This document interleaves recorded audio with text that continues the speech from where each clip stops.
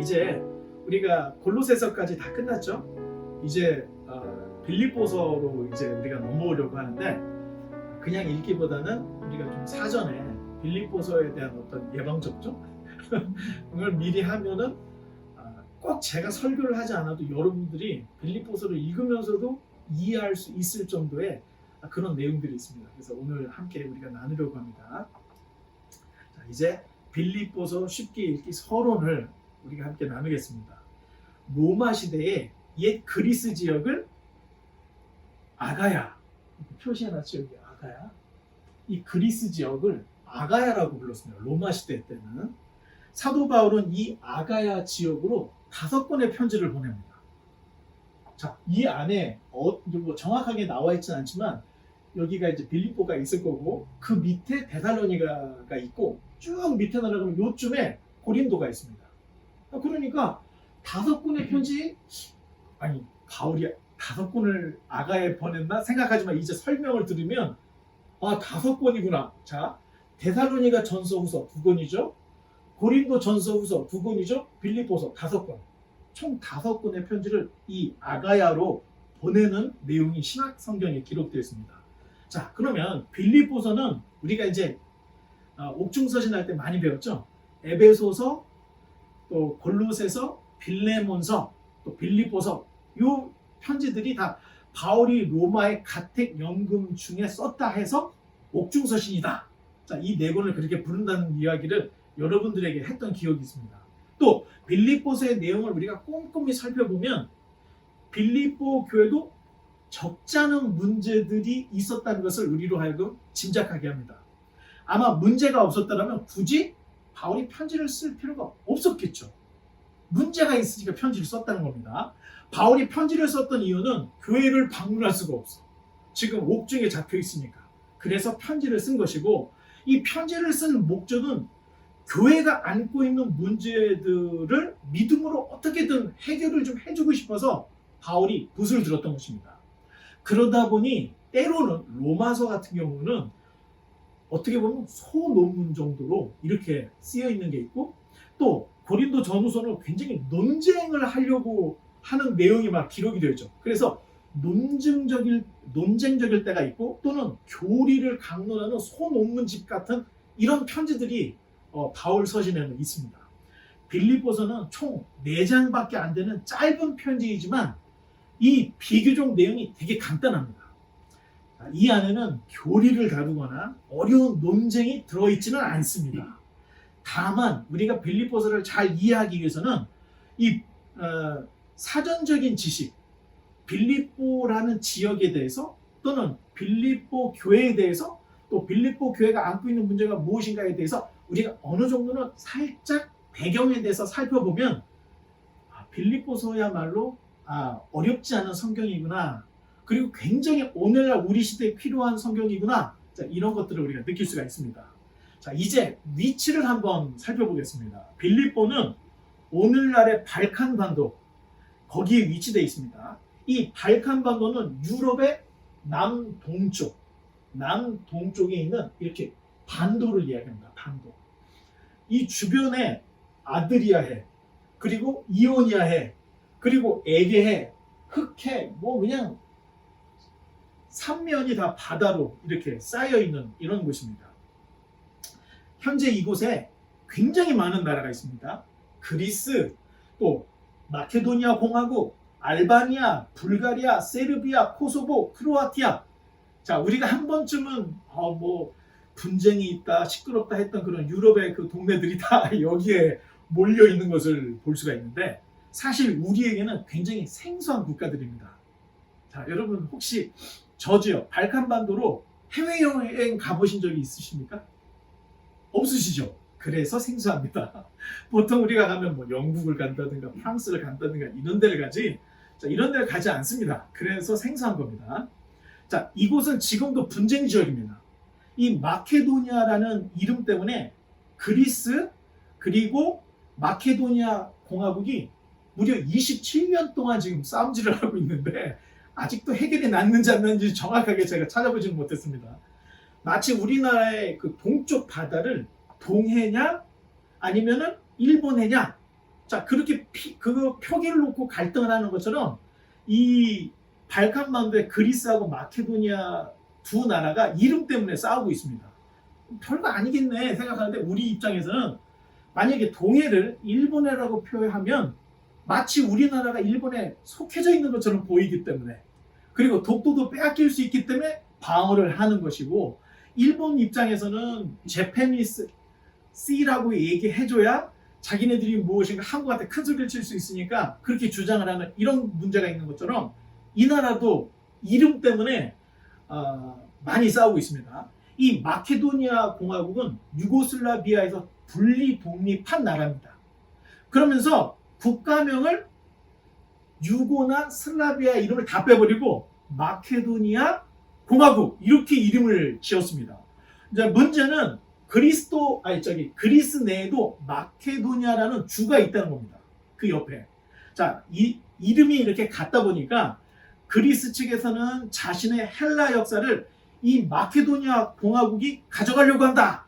자, 이렇게 이야기를 하고 있고, 또 마케도니아 입장에서 우리가 소수 민족이지만 한때 우리 선조 중에 알렉산더 대왕이 있어서 이렇게 이야기를 하고 있습니다. 그런데 문제는 사실 지금 마케도니아 공화국의 인종은 그리스 인종이 아니라 슬라브 민족입니다.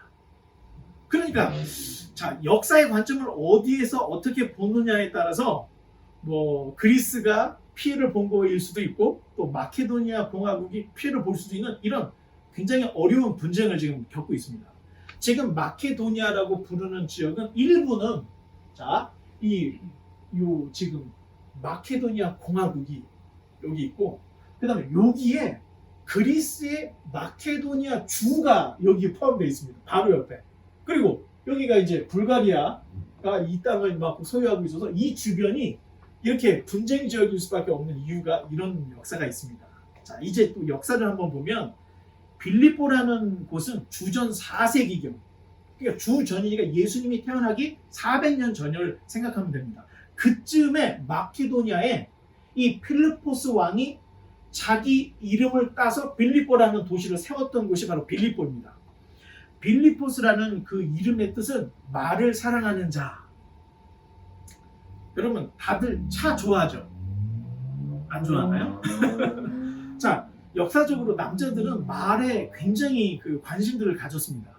왜냐면 말이 자기 능력을 대변해 주기 때문에, 또 말이 어떤 자기의 능력의 한 몇 배의 일을 할 수 있도록, 예를 들면 뭐 여기에서 뉴욕을 간다고 할 때 우리가 뭐 버스나 지하철 또는 뭐 걸어서 간다면 되게 오래 걸리는데 말 한 무리가 있으면 말을 타고 가면은 1시간 내로 가는 거예요. 시간을 단축시켜주고 효율을 높여주기 때문에 당시 남자들은 말을, 전쟁을 할 때 뭐 칼이나 뭐 창을 가지고 싸우는 것보다 말을 타고 막 뛰어다니면서 베는 거. 자, 이게 다 남자들의 로망입니다. 요즘은 차로 바뀌었죠. 그래서 돈이 없어도 자꾸 빚을 내서라도 좋은 차를 사려고 하는 그런 이유가 남자들한테 이런 욕망이 있기 때문에 그렇습니다. 자, 그런데 이 필리포스라는 말이 말을 사랑하는 자, 자, 이런 뜻을 가지고 있다는 겁니다. 자, 그러면 대충 필리포스라는 사람이 어떤 사람이구나 하는 것을 대충 그 이름만으로도 우리가 짐작할 수 있다는 겁니다. 자, 빌립보에는 참 재미있게 금이 엄청나게 많이 나왔습니다. 이 빌립보라는 지역에. 그래서 1년에 약 3톤이 나왔다고 합니다. 1년에 3톤. 그럼 우리는 3톤이면 뭐 얼마든 이게 잘 안 나오죠. 우리 한국이 IMF 금융위기를 당했을 때 온 국민이 모은 금이 1톤이었습니다. 그러면 1년에 3톤의 금이 나온다 하면은 엄청난 금광이 있다. 우리가 이제 이해를 할 수 있겠죠. 자, 그런 것이었습니다. 그런데 이 필리포스는 그 많은 금으로 군대를 엄청나게 강화를 해서 동방 지역까지 세력을 확장해 나갔습니다. 자, 우리가 이제 아시아 사람들인데 우리가 생각할 때 유럽 사람들은 우리보다 건장하고 힘이 세고 우리를 지배한다, 이런 생각들을 조금 우리가 갖게 되는데, 사실 역사학자들의 얘기를 들어보면 옛날에는 여러분 아시아 사람들이 늘 유럽 사람들을 괴롭혔다는 겁니다. 그런데 그 역사가 딱 뒤집힐 때가 언제냐면은 이 필리포스가 금으로 군대를 강화해서 아시아 지역까지 동방 지역까지 확장하면서 이때부터 판도가 바뀌었다는 겁니다. 이 필리포스의 정복 야욕이 그 아들에게 그대로 미쳤는데 필리포스의 아들이 그 유명한 알렉산드로스, 알렉산더 대왕의 아버지가 필리포스였습니다. 아버지가 그렇게 호전적이고 또 욕망이 많았기 때문에 아들도 그런 마음을 가졌는데 여기에는 없지만 이런 에피소드가 있습니다. 하루는 이 필리포스가 그 말 기병대를 이끌고 한 지역을 다 점령을 하고 왔습니다. 그랬는데 알렉산더가 아버지가 전쟁에서 승리를 했음에도 불구하고 아버지를 맞이하지 않고 어디 헛간 같은 데 가 있는 거예요. 그래서 필리포스가 아니 내가 지금 이렇게 승리하고 왔는데 아들이 어디가 있는 거야? 이랬더니 이제 사람들이 다 찾았죠. 그랬더니 헛간에 가서 울고 있습니다. 뭐야? 그리고 이제 필리포스가 가서 이제 불러냈습니다. 너 왜 여기 있어? 왜 울어? 그랬더니 이 알렉산드로스가 얘기하기를 이런 식으로 아버지가 땅을 다 차지하면 나는 뭘 차지합니까? 자, 이런 에피소드가 있습니다. 그랬더니 필리포스가 그래! 너는 사자는 사자를 낳는 거야. 이런 우화가 있는데 그 아버지 그 아들이었던 것 같습니다. 갑자기 알렉산더가 이렇게 정복왕이 됐던 게 아니고 아버지 피를 이어서 이렇게 됐다는 겁니다. 자, 근데 문제는 알렉산더 대왕도 헬라와 함께 이제 멸망을 하게 되는데 알렉산더 왕이 딱 죽자마자 휘하했던 4명의 장군이 있었습니다. 이 4장군이 헬라를 4개로 분할을 해서 각각 통치를 했습니다. 그런데 그 중에 카산더 또는 카산드로스라고 하는데 이 카산더라는 장군이 알렉산더의 배다른 누이 동생하고 결혼을 했습니다. 그래서 헬라 지역의 옛날 헬라 본토 지방의 왕으로 이 카산더가 딱 자리를 잡았습니다. 카산더는 헬라의 수도를 이 빌립보에서 데살로니가로 옮겼는데 이 카산더의 아내 이름이 살로니카였습니다. 살로니카. 그래서 이 살로니카라고 하는 부인의 이름을 따서 도시를 데살로니가로 이름을 바꾸어서 수도로 삼았던 것입니다. 혹시 여러분 이제 나중에 이제 여유가 되셔서 유럽을 가게 되면 이런 데 꼭 가야 됩니다. 꼭 가서 한 번씩 오시면 빌립보, 그다음에 데살로니가, 고린도 한 번씩 꼭 가서 보시기 바랍니다. 성경이 결코 신화가 아니고 성경 안에만 갇혀 있었으면 안 됩니다. 여러분이 직접 확인해야 됩니다. 자, 현재의 빌립보는 죄송한 얘기지만 완전히 폐허입니다. 뭐 산업이니 뭐 이런 게 거의 안 되는, 그냥 여러분이 보시다시피 빌립보라는 곳이 이게 옛날 빌립보 교회 터를 이렇게 좀 찍어 놓은 건데 그냥 빌립보가 전체가 다 이렇게 돌무더기만 남아 있습니다. 거의 사람이 살지 않는 죽은 도시가 됐는데 관광지로만 유명을 합니다. 관광지로만. 이 빌립보라는 도시 자체는 정말 입지 조건이 굉장히 좋은 땅이었지만 이 안에서 아주 사나운 일들이 많이 있었죠. 알렉산더 대왕의 아버지 필리포스, 말을 사랑하는 이분이 사실은 조카를 죽이고 왕위를 찬탈한 왕이었습니다. 그랬더니 알렉산더가 죽자 카산더가 하나 있었던 이 알렉산더의 아들을 죽여버리고 이 누이 동생 이 살로니카와 결혼하면서 왕위를 또 찬탈을 했던 겁니다. 그래서 이 빌립보라는 곳이 또 이런 피해 역사가 있습니다.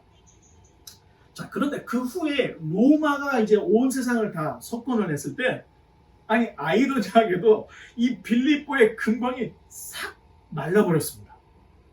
더 이상 금이 나오지 않았던 겁니다. 그래서 아주 평범한 시골 도시로 전락을 할 뻔했는데 묘하게 살 길이 열렸습니다. 자, 사도행전 16장 12절을 보면 바울과 실라가 빌립보에 이르니 이는 마게도냐 지방의 첫 성이요 또 로마의 식민지라. 이렇게 아주 특별하게 소개를 하고 있습니다. 사실 로마 시대에 어떤 도시든 로마의 식민지가 아니었던 도시가 없습니다. 그런데 사도행전 16장에는 빌립보가 로마의 식민지였다는 것을 특별하게 더 강조를 하고 있는 겁니다. 왜 강조를 하고 있는지 알아야 되겠죠? 자, 로마 시대 역사에서 가장 유명한 두 리더가 있습니다. 첫 번째는 우리 시연이의 오빠 율리죠. 예, 줄리어스 시저. 두 번째는 아우구스투스 옥타비아누스. 이렇게 두 명의 리더가 굉장히 유명한데, 시저는 로마의 이 원로원이 신으로 추앙한 첫 번째 사람이었습니다. 그리고 옥타비아누스는 로마의 원로원이 첫 황제로 임명한 사람이었습니다.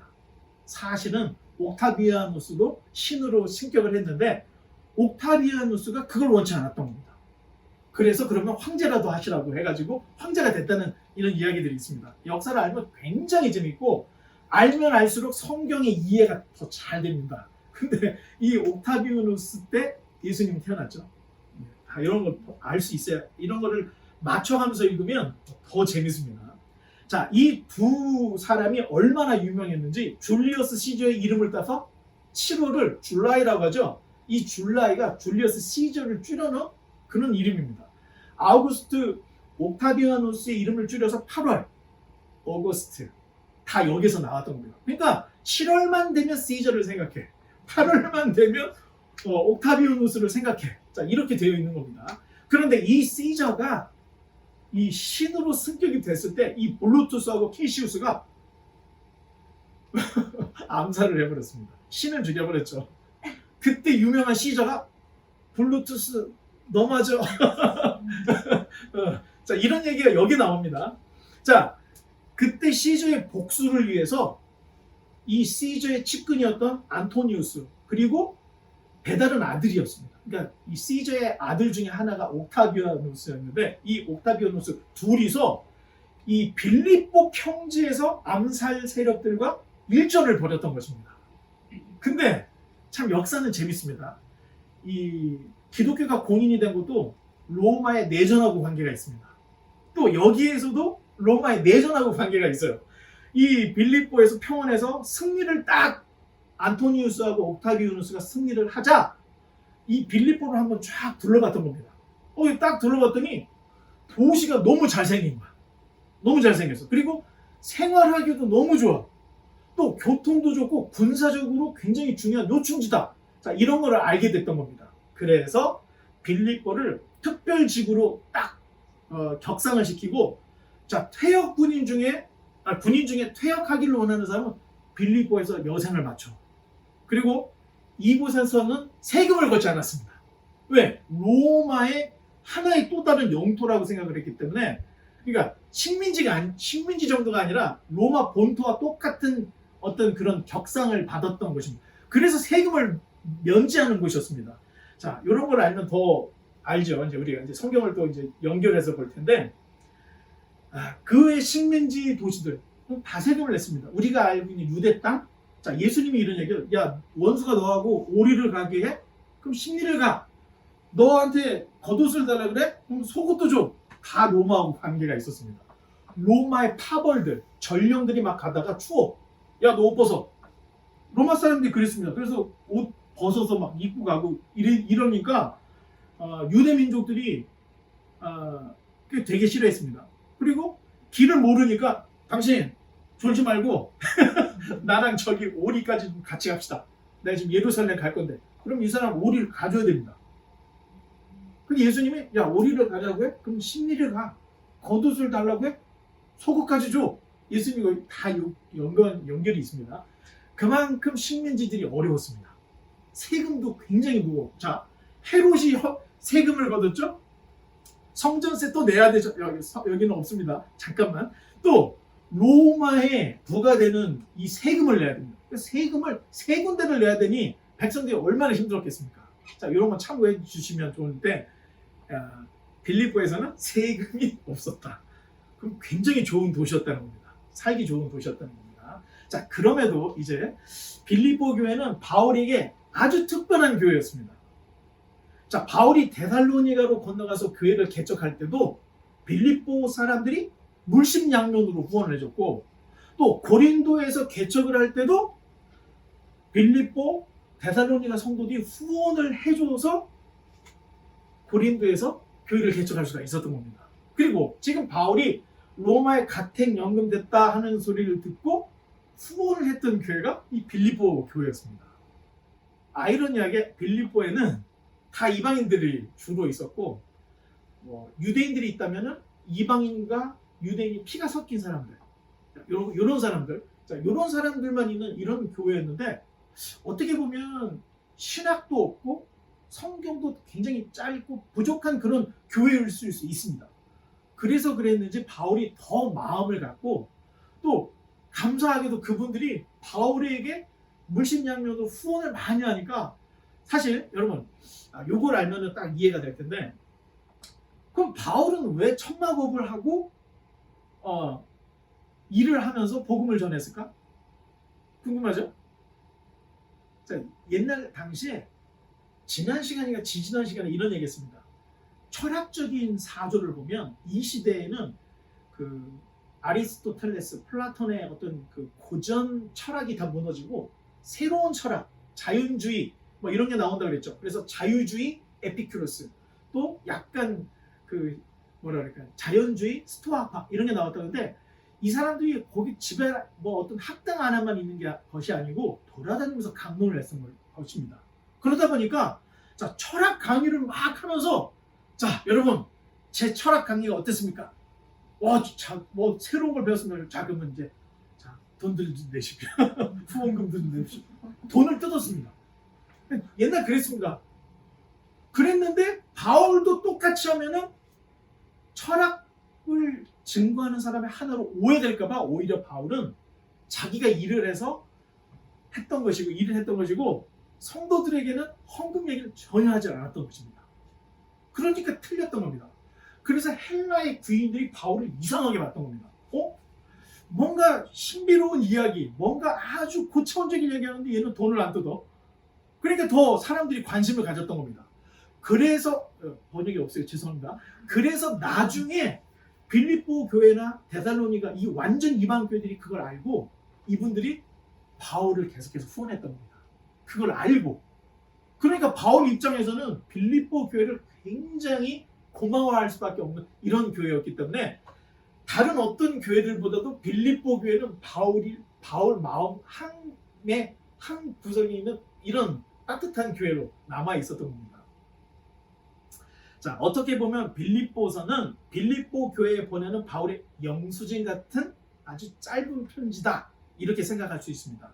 지금까지 우리는 사도행전 이후로 사도 바울이 쓴 옥중서신은 이제 마지막 이제 빌립보만 남았는데 다 봤죠. 세 권을 다 보고 고린도 우리가 갈라디아 다 봤습니다. 다 봤는데, 여러분 우리가 여태까지 본 것 중에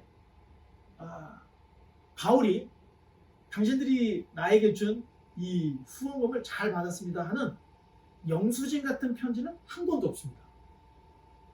여태까지 바울이 쓴 모든 편지에는 고맙다, 감사하다 이런 얘기는 있지만, 니네들이 나한테 보내준 이 헌금을 내가 잘 받았다 하는 이런 말을 쓰는 곳이 한 군데도 없습니다. 이유는 다른 교회는 바울을 후원하지 않았기 때문에.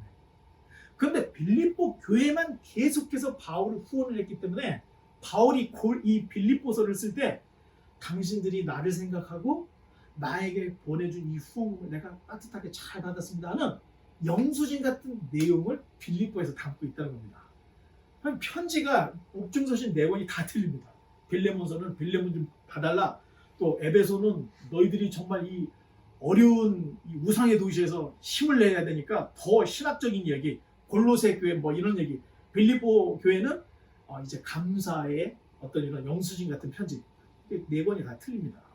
자, 이것들을, 그러면 바울이 왜 영수증 같은 편지를 굳이 이 편지에다 썼을까? 자, 이 내용을 우리가 역추적을 해보면 빌립보 교회의 문제들이 어떤 것인지를 우리가 조금은 짐작을 할 수가 있습니다. 빌립보 교회가 바울에게 보낸 이 후원금은 일반 성도님이 갖고 온 것이 아니라 이 빌립보 교회의 목회자였던 에바브라 디도가 이 후원금을 가지고 왔습니다. 그런데 자, 이제 잠깐 여기서 이름에 대해서 한번 더 짚고 넘어가야 됩니다. 혹시 여러분 이거 기억하시면 여러분 진짜 엄청난데, 여러분 천천히 하세요. 뭐 좀 틀릴 수 있습니다. 자, 빌립 저기 골로새 교회를 담임했던 사람 이름이 누구였죠? 에바브라. 사모님 인상 써도 모르는 뭐 이렇게 인상 써요. 자, 그런데 빌립보 교회를 담임했던 사람이 누구였죠? 리디아. 아니죠? 아니요? 에바브라 디도. 아, 에바브라 디도였어요. 자, 이제부터 이제 나오겠습니다. 자, 에바브로라고 하는 이름은 로마 시대에 마치 유대에서 예수라는 이름이 평범했던 것처럼, 한국에서 철수라는 이름이 평범했던 것처럼, 에바브라 디도 하면은 로마 사람들한테 굉장히 철수 같은 이름이었습니다. 그런데 에바브라 디도를 확 줄이면 에바브라가 되고, 이름만 부르면 디도가 됩니다. 자, 그러면 성경에 에바브라 디도 나오죠? 그 중에 한 사람 에바브라 디도가 빌립보 교회 목회자였고, 확 줄인 이름 에바브라는 골로새 교회의 리더였습니다. 또 디도는 누가의 형제, 그리고 바울의 동역자.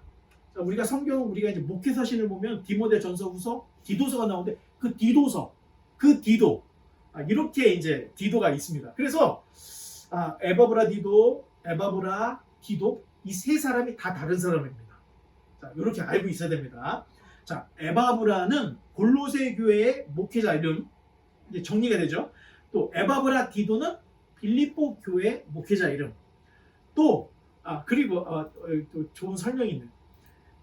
그러면 왜 똑같은 이름을 누구는 숏으로 부르고 누구는 풀네임으로 부르냐? 이름이 같으니까, 동명이니까.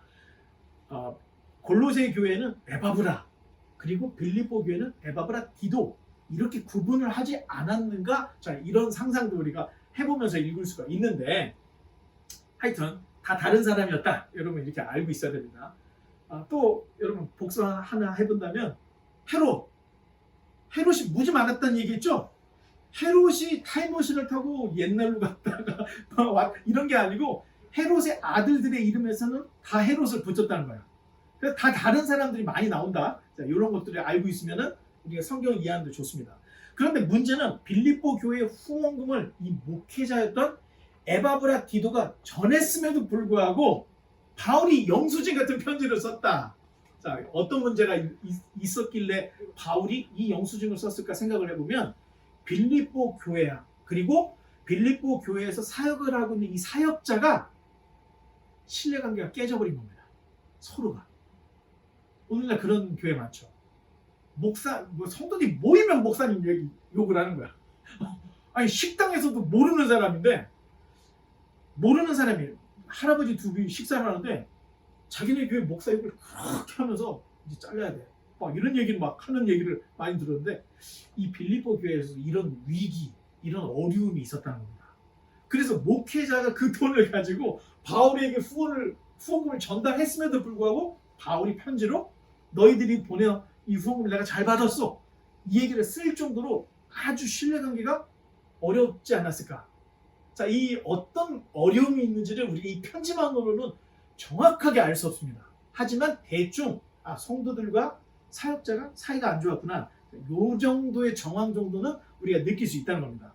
처음 교회가 개척이 될 때 보통 문제가 없이 교회가 이렇게 우리처럼 잘 먹고 찬양도 잘하고 예배도 잘 드리고 아주 편안합니다.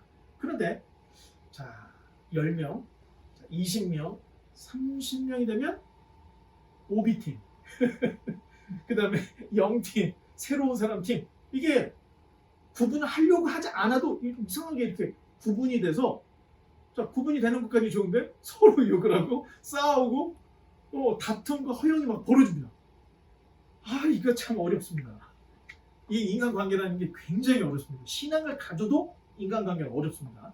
자, 이런 문제들이, 갈등이 생기기 시작하는데, 여러분 예수님이 3년 동안 데리고 다니면서 먹고 재웠던 제자들도 자기네들끼리 누가 더 높으냐 이런 거 했던 거 봤죠? 당연히 베드로가 세죠. 왜? 목소리가 제일 컸던 것 같아요. 와! 내가 제일 세!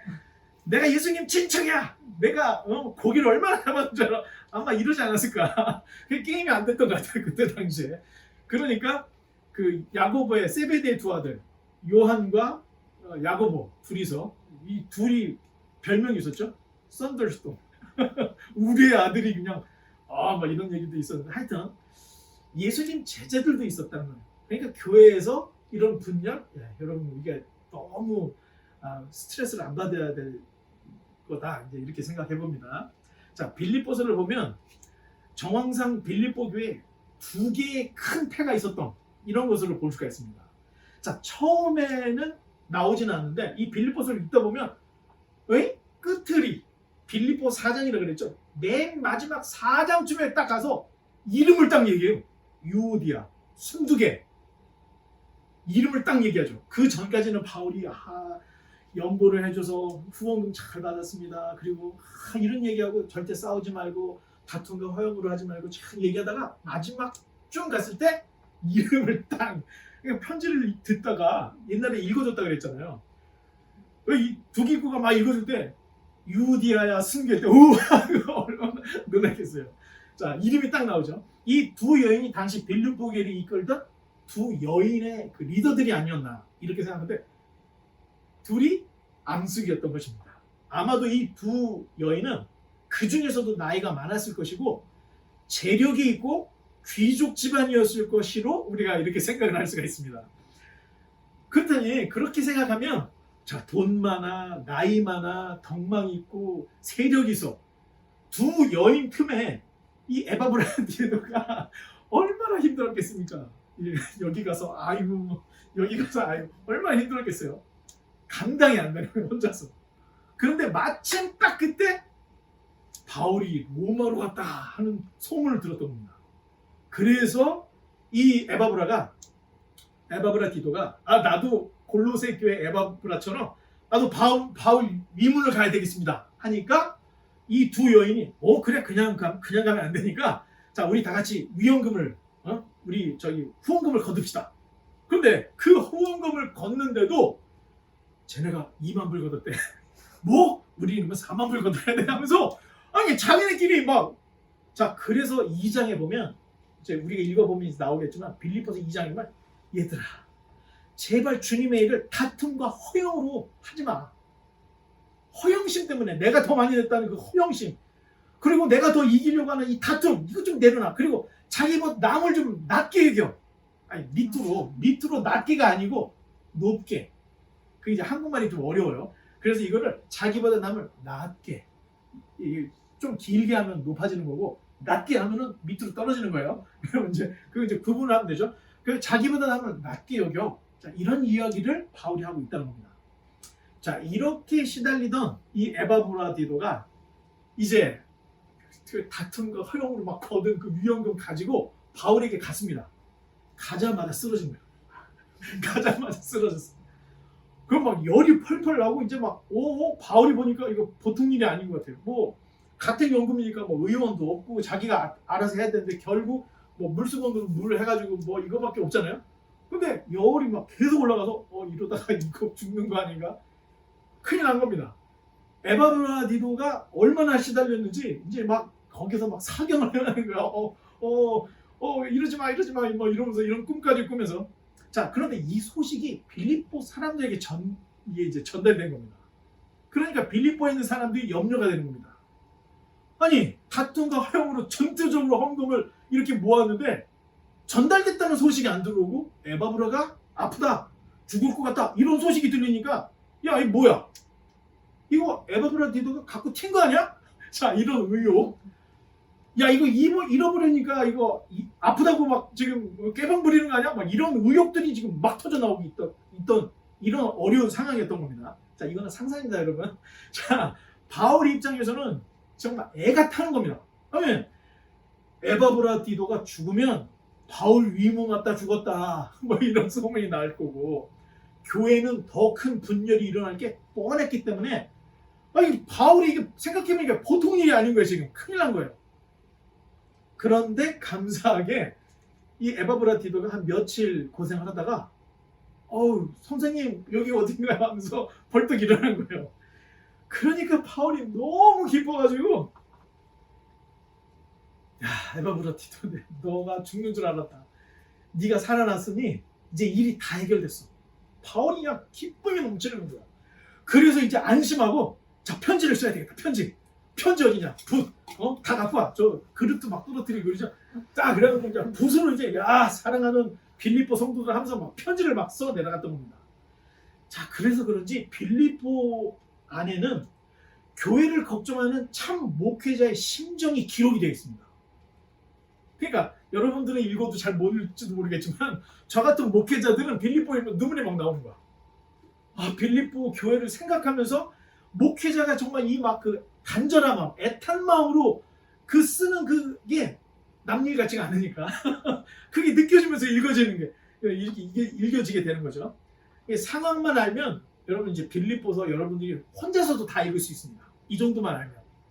그래서 어렵지 않은 성경이다, 여러분들 이제 생각하고, 자, 이미 우리가 빌레몬서, 에베소서, 골로새서를 읽었기 때문에 제가 뭐 아주 이제 장황하게 설명하지 않아도 제가 생각할 때 빌립보서는 한 2주 정도면 끝나지 않을까, 이제 이렇게 생각을 하고, 이제 빌립보서를 다음 시간부터 우리가 들어가려고 합니다. 이제 말씀의 결론을 맺겠습니다.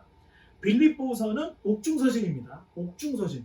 감옥살이를 하는 중에 편지를 써서 옥중서신이다, 이렇게 썼는데, 만약에 제가 감옥에서 편지를 썼다면 이 눅눅하고 자유도 없고 나는 지금 갈망하면서 하나님 뭐 하시는지 내가 평생 복음 10살에도 나한테 돌아오는 거 이거밖에 없고, 자, 시편에 보면 비탄시가 있습니다.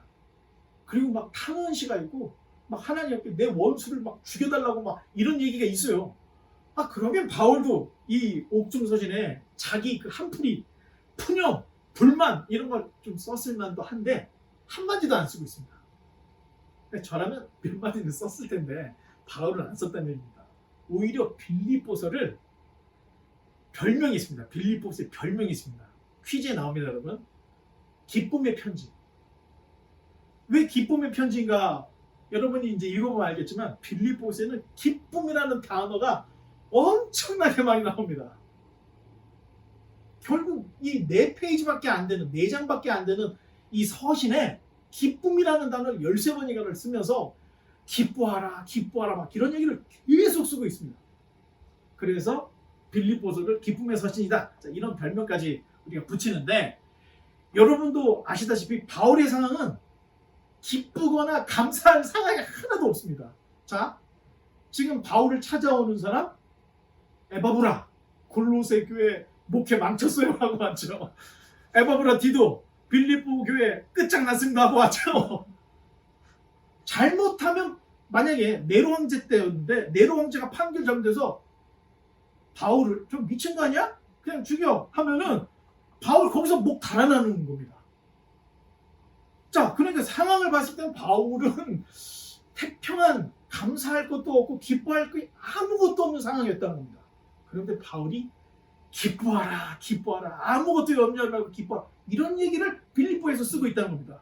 놀라운 것은, 아니, 감옥에 있으면서도 기쁨이 충만한 바울과 같은 분이 있는가 하면, 감옥이 아닌 주님의 몸된 거룩한 교회에 다니면서 교회 안에서 계속해서 싸우고 분쟁하는 이들이 있더라는 겁니다.